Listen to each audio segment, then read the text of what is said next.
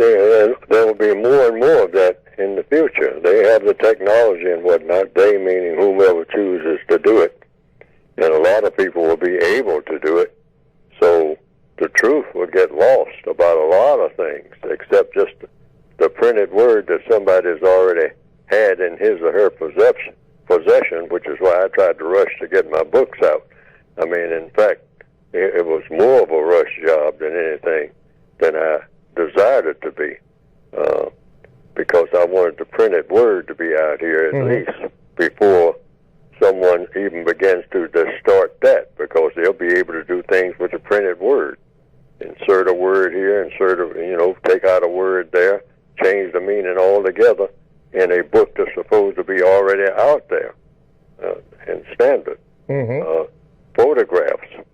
And they say there's an old saying way back in the 20s and 30s that pictures don't lie. Well, pictures may not lie, but people do. And people can take technology and make a picture appear to be something that is not.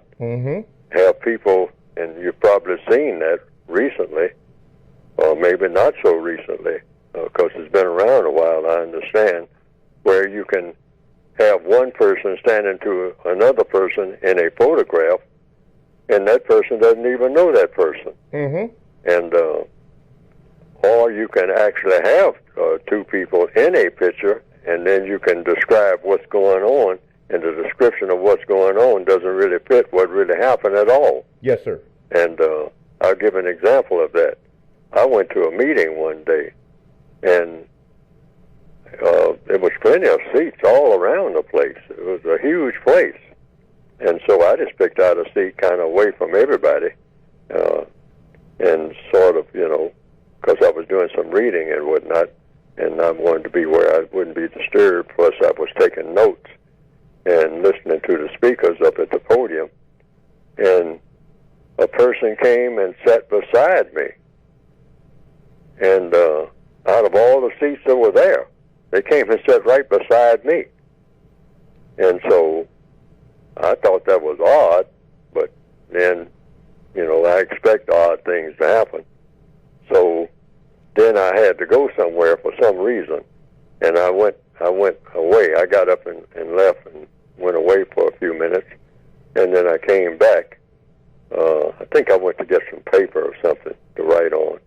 And when I came back, I sat in a place really many rows away from where I had sat before. Yes, sir.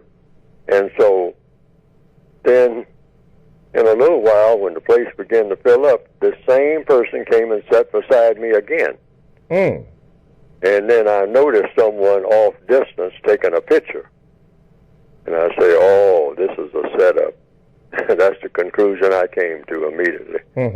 I say, now someone is going to take a photograph and say, this is a buddy of mine or a pal of mine or something. But anyhow, Neely Fuller's associated with this person, and we got photographic evidence. See what I mean? Yes, sir. So I'm telling people this story because watch out for that, because that type of thing will be very prevalent in the future. It's going to be all kinds of what? Confusion. All right? And the white supremacists are masters of confusion.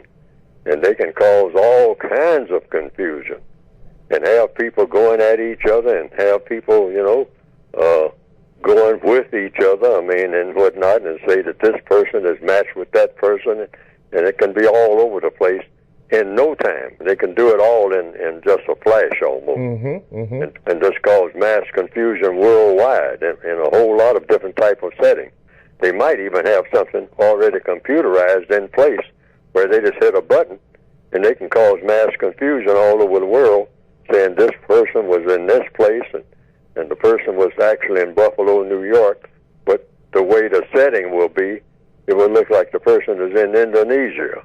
And it will be actually my voice, but they will take words from something else that I said at some other time and insert my voice into a sentence of something that I'm saying at a different time. See what I mean? Yes. I'll say something in July, and then 3 months later, I will say something at another place, another time, and it will be another subject, but they'll just lift my voice and fuse it into a sentence that I'm saying at two different times. Mm-hmm. One in February, and the other one in September. Mm-hmm. Okay? And when you put the two paragraphs together, they will sound like they were all made in the same speech. Yes. All right, but it was taken out of context altogether. This is why in the textbook, in the opening remarks, in the Revised Expanded Edition, I anticipated that. So I put in there about context. Always pay attention to context. And if something doesn't sound like it adds up, it might not. This is why people are going to have to eventually do what? Think for themselves. Right. More than ever. Think for yourself day in and day out. Mm-hmm.